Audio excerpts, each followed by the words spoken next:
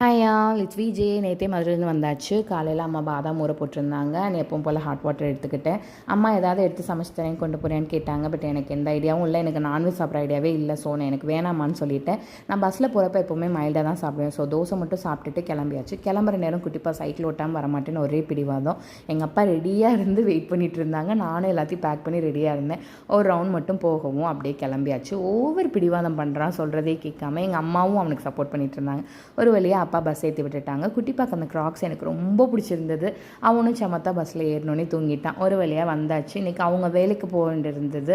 So night தான் வருவேன்னு சொல்லிட்டாங்க. அதனால் எங்கள் அண்ணி என்னை பிக் பண்ணிக்கிட்டாங்க. இன்றைக்கி அண்ணி வீட்டில் வந்து சுட சுட சாதம், அப்பளம், முட்டைக்கோஸ் அண்ட் பீன்ஸ் பொரியல், பட்டாணி குழம்பு, பருப்பு பொடி, நெய் வச்சுருந்தாங்க. நல்லா சூப்பராக இருந்தது. எனக்கு நான்வெஜ் சாப்பிடணும்னு இல்லப்போ இப்படி இருந்தது எனக்கு ரொம்ப பிடிச்சிருந்தது.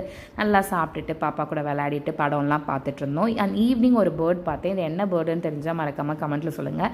எனக்கு இது என்னன்னு தெரியல. நான் கிங்ஃபிஷர்னு நினச்சேன். ஆனால் கிங்ஃபிஷர் மாதிரி தெரியல. ஆனால் அப்படியே இருந்துட்டு நைட்டு அம்மும் வரவும் வீட்டுக்கு வந்து சாப்பிட்டு தூங்கியாச்சு. காலையில் முட்டை குழம்பு வச்சு கொடுத்து 2 பேரையும் அமுச்சு விட்டாச்சு. குட்டிப்பாக்கு இனி வரப்போல நாள்லேருந்து ஹாஃப் டே ஃபுல் டே அந்த மாதிரி மாறுது. எப்படி போகிறான்னு தெரில. அண்ட் வந்ததுலேருந்து துணி ஊருக்கு போகிறதுக்கு முன்னாடி 2 நாள் முன்னாடி துணி துவைக்காமல் இருந்தது. ஸோ நிறையா சேர்ந்தனால எல்லாத்தையும் துவைச்சி போட்டுட்டு இன்றைக்கி எனக்கு கொஞ்சம் ரெஸ்ட். நான் ஊருக்கு போயிட்டு வந்தாலே கொஞ்சம் அந்த ஃபஸ்ட்டு டே மட்டும் ரெஸ்ட் எடுத்துக்குவேன். ஸோ இன்றைக்கி குட்டிப்பா வரவங்க ஏதாவது ஈவினிங் ஸ்நாக்ஸ் பண்ணி கொடுக்கணும். அவ்வளோதான். Tata bye by.